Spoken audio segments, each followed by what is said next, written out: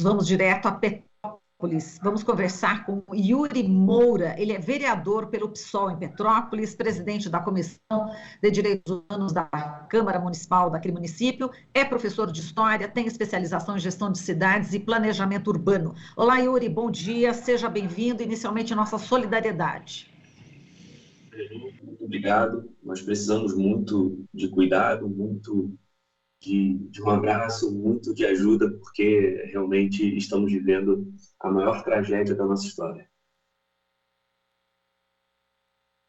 Exato. Yuri, queria que você falasse inicialmente da situação de momento aí em Petrópolis. Como é que estão as buscas, qual o número de mortos até agora, enfim, como é que está a cidade em relação também à procura, né, de ainda pessoas que estão soterradas e todos os animais, enfim, também, enfim, existe uma busca incessante aí, né? Sim, a nossa maior preocupação agora é ampliar as buscas. Para isso, nós precisamos de mais pessoal. Ontem eu participei da reunião de Comitê de Ações Emergenciais.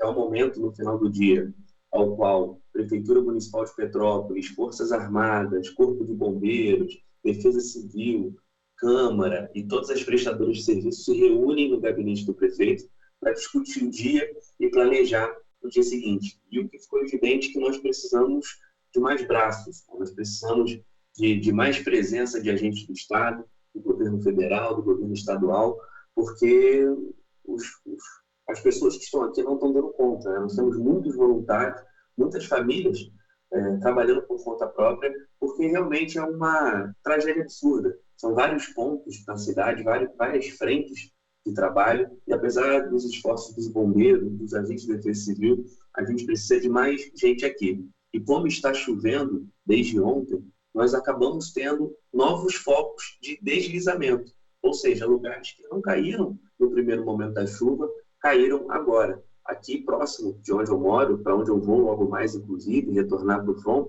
nós tivemos ali 6 casas, que na parte do final da tarde de ontem deslizaram. Então, o quadro que já era caótico só está piorando. E o que nós precisamos, nesse momento, além de doações, tudo aquilo que o Brasil já está comovido, é de um maior suporte do governo federal e do governo estadual. Precisamos de pessoas, de braços, para poder continuar com as buscas, já que nós temos aí uma previsão de centenas de pessoas que ainda podem estar desaparecidas. Agora, qual é a tua expectativa, né, em relação à presença? Deve sobrevoar aí a região o presidente Bolsonaro, assim como fez aqui em São Paulo, em alguns municípios também foram atingidos de maneira forte pelas chuvas. Aqui, por exemplo, Yuri, ele sobrevoou, prometeu verba, e hoje, por exemplo, o prefeito de Taboão da Serra disse que o presidente não deu até agora 1 centavo. Qual que é a tua expectativa em relação a esse sobrevoo do presidente Bolsonaro aí na região de Petrópolis? Na verdade, ele não fará apenas um sobrevoo, que é o padrão do dito cuidado, que de cuidado não tem nada quando ele se depara com uma tragédia, né? Ele tem algumas agendas aqui, vai chegar no batalhão do Exército, e eu confesso que eu não estou com muita expectativa. Apesar de ontem, na reunião do Comitê de Ações Emergenciais, nós termos a presença do Secretário Nacional de Defesa Civil, se dispôs a ajudar, que inclusive liberou recursos, esses movimentos ainda são ínfimos, né? Eles liberaram menos de 2 milhões. E a projeção que a gente faz para reconstruir a cidade é perto dos 500 milhões. Só que nós precisamos de dinheiro agora. Por quê? O prefeito já liberou a contratação de mais de 2.000 homens para frente de trabalho. 1.000 já estão trabalhando, mais 1.000 serão contratados para limpeza urbana, ajudar nos pontos de apoio de assistência social, entre outras coisas que a gente precisa e que os agentes públicos não estão dando conta. E aí, quando a gente percebe essa demora do governo federal em liberar os recursos e em trazer mais homens, realmente a gente vê a forma como o Bolsonaro trata esse tipo de tragédia no solo brasileiro. O que tem nos salvado, além do esforço dos agentes da Defesa Civil, do Corpo de Bombeiros de Petrópolis e do Estado do Rio de Janeiro, são os apoios de outras prefeituras. Por exemplo, a Prefeitura de Magé, a Prefeitura de Caxias, cidades próximas aqui a Petrópolis, estão contribuindo muito com maquinário, estão contribuindo muito com seus homens e isso tem nos ajudado. Só que é isso, está chovendo, né? Continua chovendo, o solo está encharcado e, para quem entende minimamente de proteção e defesa civil, esse é um quadro muito grave e de risco eminente e iminente. Então, não tenho muita expectativa com a presença de Bolsonaro em Petrópolis, porque o que a gente precisa é de suporte, né? Não de passeio. Exato. Yuri, eu vou aproveitar a sua formação, né, professor de História, especializado em gestão de cidades e planejamento urbano. Vamos falar aqui do histórico de tragédias há décadas, né, que passa Petrópolis, não é isso? Vamos falar da ocupação do solo, né, inclusive não só em Petrópolis, mas no Brasil inteiro. Falta terra, pessoas mais pobres, não é isso, Yuri? O Minha Casa Minha Vida acabou, virou Casa Amarela, pessoas com renda entre 0 e 2 salários mínimos estão fora praticamente, e existe essa política apenas de regularização da área, enfim, o título, mas isso não impede, né, que essa pessoa não seja vítima de uma tragédia como essa, não é isso, Yuri? Com certeza, eu tenho falado muito disso para todos os veículos de imprensa. O problema não é só a falta de recurso investido nos últimos anos na área de moradia e de proteção. O problema é a escolha da política pública, na verdade, a ausência de política pública. Apesar de nós termos, nos últimos anos, né, nos últimos 14, na verdade, nos últimos 10 anos, 10, 11 anos, o Minha Casa Minha Vida, que colaborou aqui em Petrópolis, a gente tem alguns conjuntos habitacionais dele. Fica claro que essa lógica da política dos conjuntos habitacionais não dá conta de uma política real de moradia popular, né? Os movimentos de moradia já discutem há décadas em suas conferências, já militam há décadas por uma política de habitação de interesse social. A gente tem um Sistema Nacional de Habitação de Interesse Social, os planos locais de habitação de interesse social, nós temos os fundos que deveriam subsidiar esse plano, só que não entra recurso. Enquanto nós ficarmos na lógica da especulação imobiliária, é o que acontece aqui em Petrópolis, né? Tem terra para rico, mas não tem terra para pobre. Enquanto os governos ficarem na lógica dos grandes conjuntos habitacionais, ao invés de terem uma política permanente de requalificação das comunidades, o que é isso? Temos aqui 10 casas, por exemplo, elas hoje estão em risco. Mas se a gente fizer uma contenção no morro que está atrás, se a gente fizer uma barreira dinâmica para proteger das pedras que rolam, essas casas ficam ali com capacidade de duração fundiária, requalificação nas próprias moradias. Existem casas em Petrópolis que não estão em área de risco, mas as moradias são precárias. Então, o Estado não chega para qualificar aquela moradia.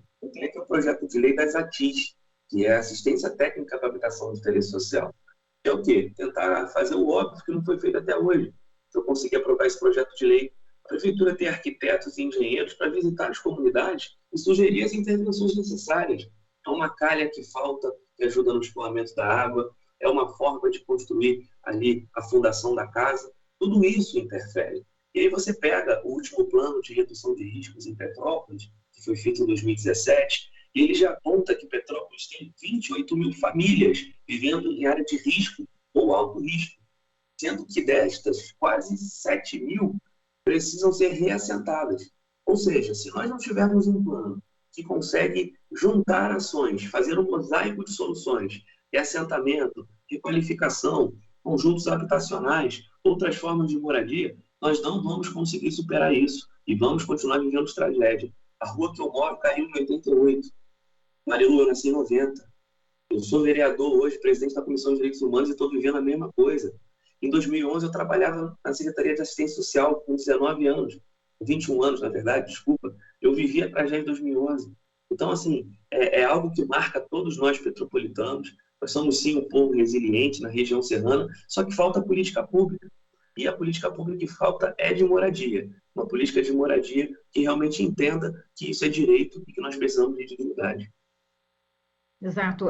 Eu tenho aqui a participação de uma internauta aqui no nosso chat, que ela está dizendo o seguinte, Yuri, a Mônica Cunha. Ela falou: vamos falar sobre racismo ambiental que Petrópolis está vivendo com essas constantes tragédias. Vamos perguntar: a casa do prefeito caiu, do vice caiu? Cadê, né, todas as ajudas que estavam destinadas às primeiras, né, das primeiras tragédias? 2011, 2013, 2022, é possível fingir que essas primeiras não existiram? Cadê as outras famílias das outras tragédias? Enfim, essa questão do racismo ambiental é um ponto a ser tocado, né? Não é isso, Yuri? Muitas pessoas vulneráveis estão aqui, são as que mais sofrem, né? Totalmente. Para você ter ideia, o maior foco hoje da tragédia é no Morro da Oficina. O Morro da Oficina é do lado do Morro dos Ferroviários, que aí há cerca de 100 anos atrás eram trabalhadores e trabalhadoras que estavam ali para ajudar na ferrovia. Então, estão assentados ali, sem a infraestrutura necessária. A maioria, obviamente, povo negro, povo preto, que ficou exposto a essa desigualdade de uma forma que escancara o racismo ambiental que a gente vive, né?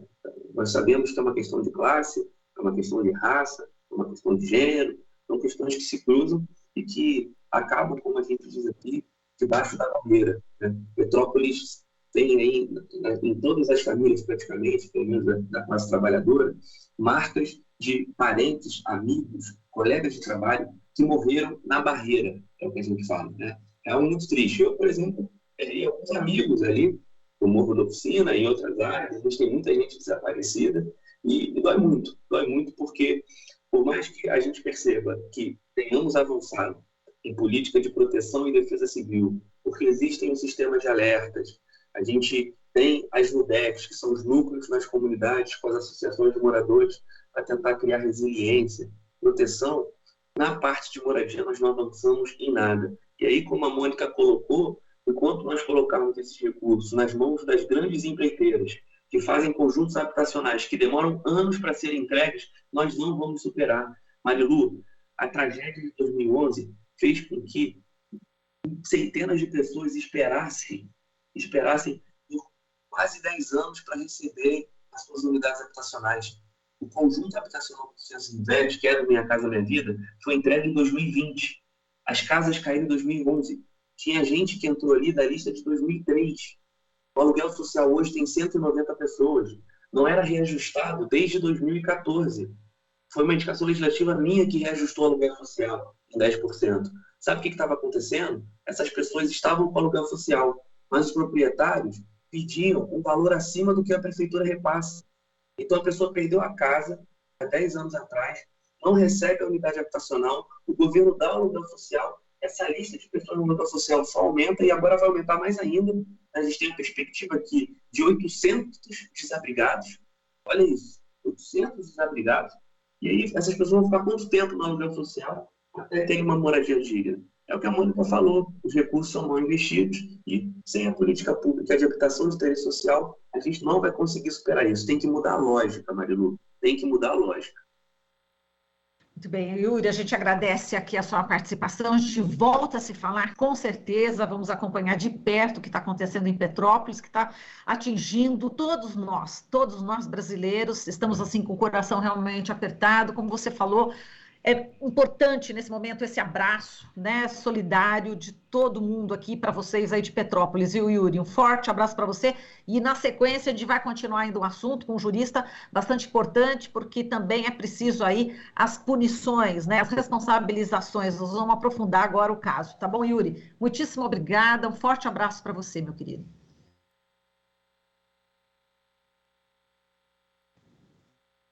Acho que o Yuri já saiu aqui. É isso, a gente conversou. Tchau, Yuri, um abraço. Tchau, querido. Muita emoção, né? Yuri Moura, vereador pelo PSOL em Petrópolis, presidente da Comissão de Direitos Humanos da Câmara Municipal de Petrópolis, professor de História com especialização em Gestão de Cidades e Planejamento Urbano. Como eu disse para o Yuri, a gente vai continuar falando aqui sobre Petrópolis. Nós vamos entrar em contato neste momento com o Jorge Rubem Folena de Oliveira, ele que é advogado, doutor em ciência política, membro do Instituto dos Advogados Brasileiros e mora no Rio de Janeiro. Olá, Folena, bom dia, prazer em recebê-lo. Bom dia, Marilu. É uma satisfação também falar com você mais uma vez. Nossa solidariedade aí, todo o povo do Rio de Janeiro nesse momento, viu, Folena? Realmente muito triste. A gente te convidou, Folena, porque você, enfim, transita, né, na ciência política, também, enfim, a gente dado ontem, Folena, um físico, né, o Paulo Artacho, ele que é da USP, e ele estava elencando uma série de providências necessárias, né, deveriam ter sido tomadas para evitar essas mortes, e inclusive chamou bastante atenção o desabafo dele, que ele fez em relação às cobranças, né? Ele cobrou o Ministério Público, perguntou onde é que está o judiciário que não coloca na cadeia políticos responsáveis por essas mortes, por que não há punição, Folena? Por que não há responsabilização desses políticos, né? De acordo com Artacho, essa impunidade justamente é que faz com que essas tragédias se repitam. O que é possível fazer na área jurídica, Folena? Ô, Marilu, olha, você colocou aí, né, essa situação aqui no Rio de Janeiro é algo totalmente previsível. Né? Eu poderia citar aqui na última década, né, a cada ano, a mesma situação. E sempre a gente sabe quais são os lugares. Ou é a região serrana do Rio, ou é a Baixada Fluminense, às vezes aqui na região metropolitana do Rio de Janeiro, como a própria cidade do Rio de Janeiro, Niterói, 2010, no aterro sanitário onde foi construída habitações no Morro do Bumba, e também a região de Angra dos Reis. Ou seja, se é algo totalmente previsível, né, que é assim por décadas, eu diria décadas, Marilu, e que vai só se agravando, né, diante da deterioração ambiental. Governos como o de Bolsonaro e outros também, nos estados e municípios, que não têm a menor preocupação com a questão ambiental. Quer dizer, isso só vai se aprofundar. Então, veja, o meu juízo, o que ocorre é, sabemos o que vai acontecer. Medidas preventivas deveriam ser tomadas previamente antes do período das chuvas. A partir de outubro, né, exatamente a partir da primavera, essas medidas de políticas públicas deveriam ser tomadas. Mas não tomam. Só depois é que vão chorar. Prefeitos, aparece presidente que despreza o povo e aparece para poder jogar para a torcida, porque na verdade nada fazem. Então, diante da previsibilidade, Marilu, nós não estamos diante de caso fortuito mais, nem de força maior. Não estamos mais. Porque é algo previsível, é algo que nós sabemos que vai acontecer. Então, eles se omitem, o poder público se omite, nada faz, seja por parte do governo do Estado, que é responsável, né, exatamente pela política metropolitana, e também as prefeituras, nos respectivos municípios. Em 2011, nós tivemos em razão, né, das chuvas, uma tragédia na região serrana, Nova Friburgo, né, que é um outro município que eu também resido, que eu conheço bem. E de lá para cá, né, muito pouca coisa tem acontecido, Marilu. Então, o que nós temos é um sistema precário, digo assim, precário de defesa civil. Então, diante desse quadro, né, me parece que o caso de Petrópolis, até onde se tem informação, né, por parte técnica, é que a prefeitura e o governo do Estado foram comunicados previamente que poderia acontecer. Aí vinham as perguntas. Por que a Defesa Civil não atua? Por que não retiraram as pessoas? Não colocaram o estado de alerta? Esse é o primeiro ponto. Então, a primeira coisa que tem que se apurar sobre o aspecto criminal. Não queremos punir as pessoas agora simplesmente por punir, mas temos que apurar se de fato, numa investigação que tem que ser aberta, porque isso foi dito, inclusive, ontem, pelo cientista que você entrevistou, que a prefeitura e o governo do Estado do Rio foram comunicados, os órgãos competentes. Se foram comunicados e não atuaram, se omitiram, é uma grave responsabilidade. Então, não atuam apenas com culpa, a meu modo de ver. Eles incorreram também na responsabilidade que aquelas pessoas poderiam morrer. Então, eles participaram daquilo, porque nada fizeram, se foram avisados previamente. Então, isso tudo tem que ser investigado para apurar a devida responsabilidade criminal e administrativa também, né? Porque são servidores públicos, né? São agentes públicos que estavam agindo e não agiram, também tem que ter a respectiva responsabilidade civil. E, por outro lado, né, sem menor dúvida, a jurisprudência consagra pacificamente a questão também da responsabilidade civil. Casas foram destruídas, vidas foram perdidas, famílias que não vão ter sustento, né, daqui para frente. Então, alguém vai ter que ser responsabilizado. Muito bem. No campo das responsabilidades, Marilu, eu acho que eu procuro dar aqui de uma forma clara o que pode acontecer. Então, só repetindo, para ficar bem claro, no campo da responsabilidade penal, tem que se apurar devidamente se de fato foram comunicados. Se foram, nada fizeram, incorreram nas mortes e nos danos também causados e, com o seguinte, vindo a responder pelos respectivos delitos.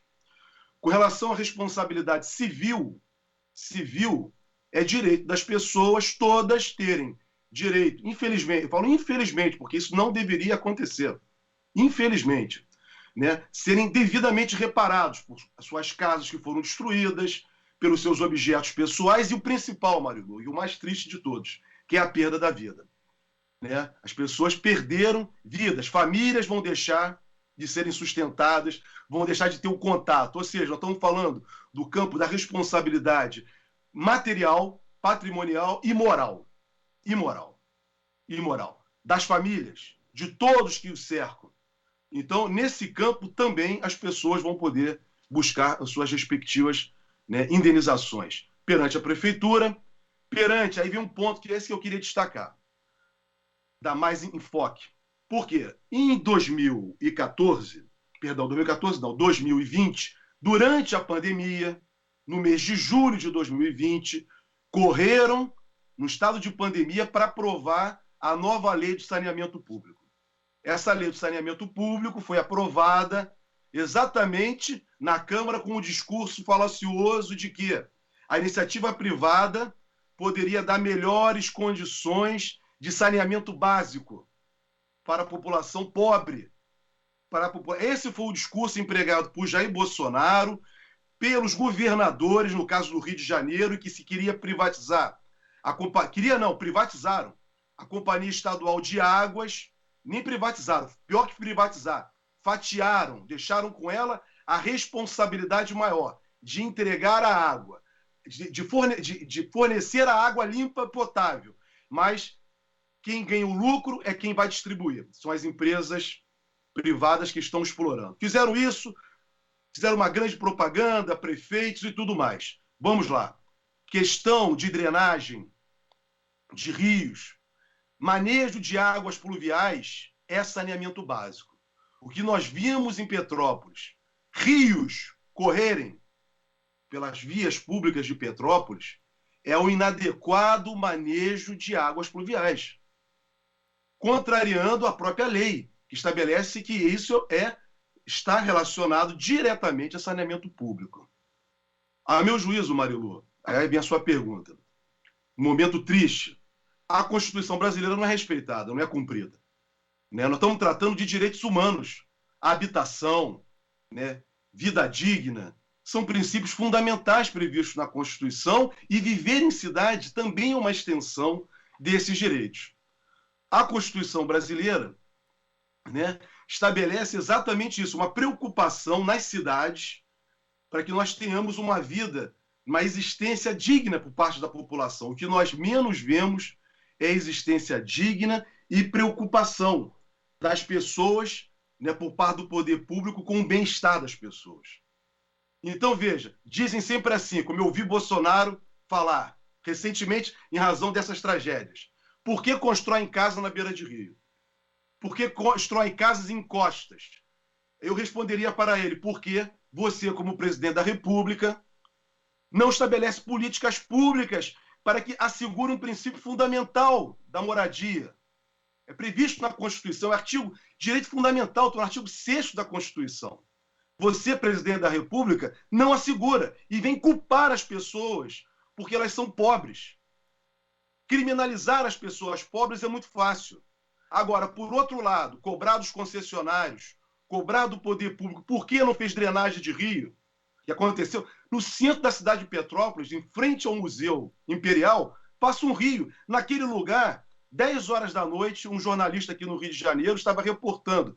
Logo assim que diminuiu a chuva, ele foi para a rua, em 100 metros, Mariolu, 100 metros, ele descrevia que tinham 6 corpos. 6 corpos. Ou seja, cadê o manejo do rio? Então, cadê a responsabilidade? Atribuir às pessoas algo que é previsível por parte do poder público, que deveria evitar, que deveria construir habitações dignas, e não essas como Casa Verde e Amarela, que não tem nenhum objetivo de dar dignidade ao ser humano, mas sim um curral eleitoral, explorar cada vez mais a pobreza, eles sabem fazer. Então, Marilu, eu posso te assegurar, dizer o seguinte: hoje nós temos no Brasil uma jurisprudência com decisões de vários tribunais, inclusive reconhecendo que as pessoas que viviam, no caso, que morreram ou que vivem em áreas de encosta, em áreas na beira de rio, elas também devem ser protegidas e reparadas pelo poder público.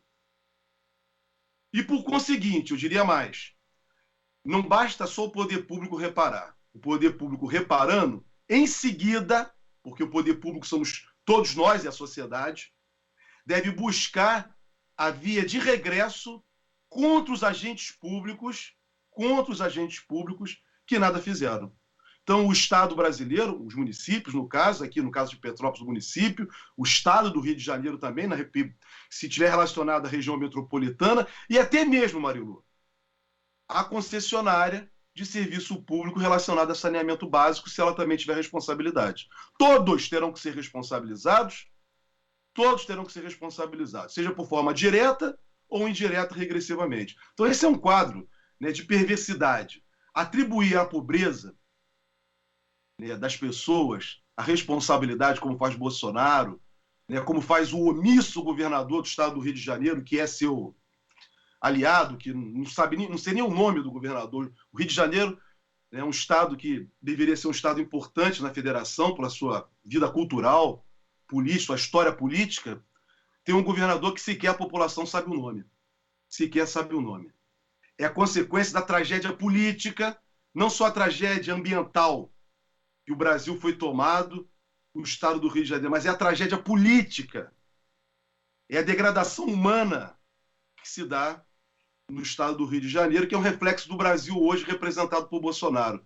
São as milícias, é a exploração, é o abuso e o pior de tudo, Marilu, é a repressão cada vez mais intensa sobre a população pobre. Ou seja, não há respeito à Constituição brasileira. Então, se tiver que punir, né, tem que se punir duramente e fazer cumprir a Constituição e as leis. Eu estou procurando aqui de uma forma bem objetiva dizer para as pessoas que é sim caso de responsabilidade. Perfeito, Folena. Bom, a gente agradece aqui a sua participação. Só vou colocar aqui uma informação, não vai dar para repercutir, que a gente já está no final, mas também importante, vai nessa direção que você está falando em relação à falta, né, de recursos, à falta de políticas públicas. A Prefeitura de Petrópolis, aqui é destaque do UOL, do portal UOL, a Prefeitura de Petrópolis, enfim, reservou no ano passado mais recursos para gastar com luzes de Natal e publicidade do que com contenção de encostas. Esse foi um levantamento no portal da transparência do município, né, que mostra que foram empenhados, ou seja, reservados para pagamento, mas não necessariamente investido, em 2001, 2.107.000 reais em obras de prevenção de queda de barreiras. Agora, somados os recursos para propaganda, 4.426.000, e a iluminação de fim de ano, 1.105.000 reais. Foram, por sua vez, portanto, mais ou menos mais de 5 milhões, quase 6 milhões, mais que o dobro em relação a essas prevenção, a prevenção de queda de barreiras. Só esse dado para a gente encerrar, viu, Folena? Eu te agradeço muito aqui a participação. Um forte abraço, obrigada por você ter elencado todo esse, enfim, aparato jurídico, né, que pode fazer com que essas pessoas, esses políticos, sejam punidos. Muitíssimo obrigada, Folena. Um forte abraço para você, querido. Nossa solidariedade, viu?